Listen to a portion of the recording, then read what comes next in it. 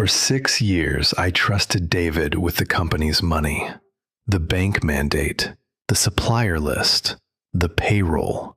I trusted him with everything except his own family.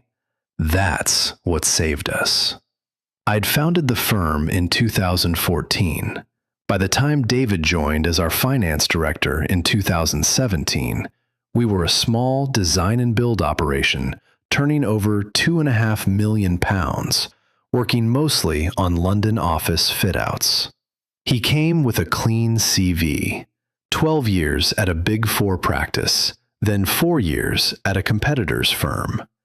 He'd left because his old MD had been pushed out and the politics had soured. I checked his references. I called the partner who'd trained him. The partner told me one thing I remembered later. He said David had a sharper head for numbers than anyone he'd ever supervised. He didn't add a second sentence. He just said the first and left it there. I should have asked.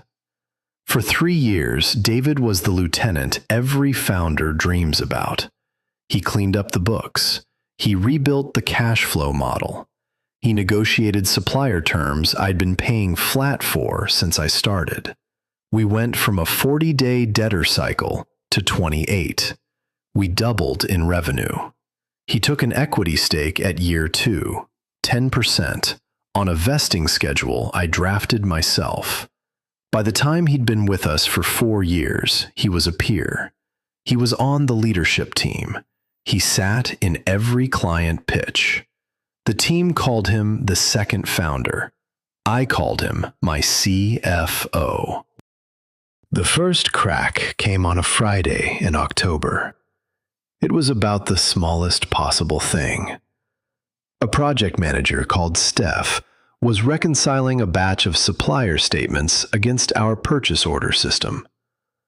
One supplier kept showing up with no PO.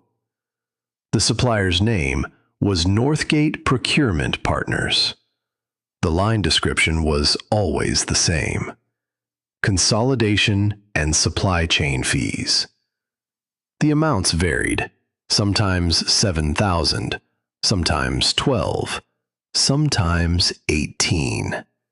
They went to a registered office in Knutsford. They were approved on a manual override that only David could authorize. Steph wasn't accusing anyone. She just wanted to know what to file them under. I told her I'd find out. I closed the door. I opened Company's House on my laptop. Northgate Procurement Partners Limited, incorporated 4 years and 1 month before that Friday. One director, Helen Marsh, David's sister. I sat in my office for 15 minutes. I didn't move. I didn't reply to Steph. I closed the laptop and went home. That night, I learned how forensic accounting works. By morning, I had a spreadsheet. 48 Northgate invoices over 41 months. Total billed, £291,000. Every one of them paid by David. Signed by David.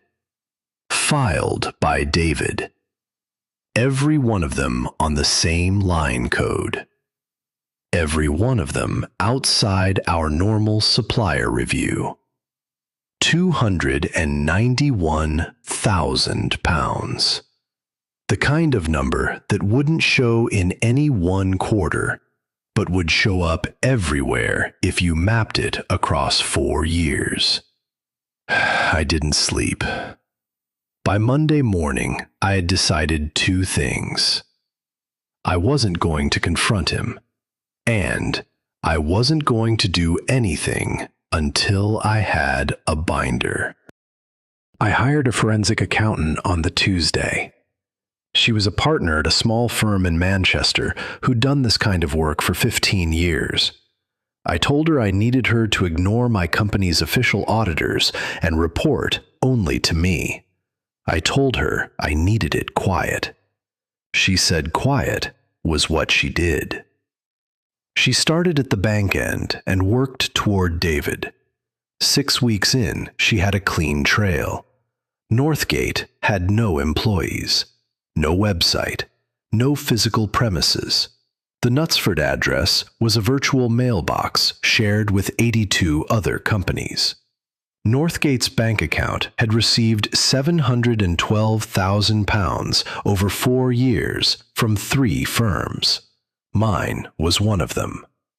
The other 2 were a flooring contractor in Birmingham and a small architectural practice in Leeds. She wrote both owners a short letter on behalf of an industry oversight contact. Both wrote back within a week. Both had been authorizing the same kind of invoices. Both had been authorized by the same finance director. David had been moonlighting as the outsourced CFO for 2 other firms in our supply chain. He had never told us. I checked his employment contract. The IP clause was standard. The exclusivity clause was the one I'd written myself in 2017. Full-time, no consulting work outside the firm, no director appointments without written board approval. There had been no written board approval. I knew. The only board the firm had was me. By the end of week 9, I had a binder. I had the company's house extracts. I had the 48 invoices. I had the bank trail. I had 2 signed statements from the other 2 firms. I had a draft demand letter from a commercial litigator. And I had a draft suspicious activity report sitting in the litigator's outbox, ready to send to the National Crime Agency the moment I gave the word.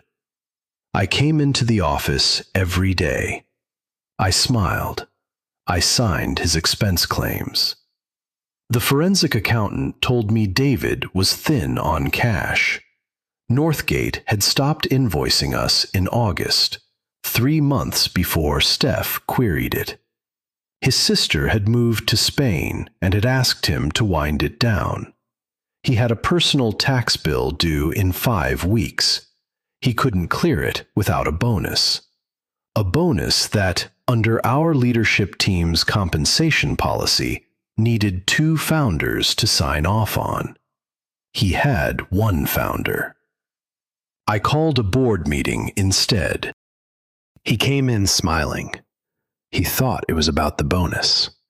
He hadn't read the binder yet because I'd handed it to him as he sat down. The first page was the demand letter from my solicitor. The second page was the 48 Northgate invoices, totaled. The third page was the bank trail. The fourth page was a company's house extract showing his sister as the sole director and his own signature on the original incorporation forms as the company's secretary, a role he had vacated 6 months later. The fifth page was the resignation he was going to sign that morning, and the personal repayment agreement he was going to sign with it. £291,000, repayable over 4 years, secured against his equity stake and his house. No bonus, no leaving package, a statement on the company record that he had resigned for personal reasons, with no further comment. He read the binder for 11 minutes without speaking.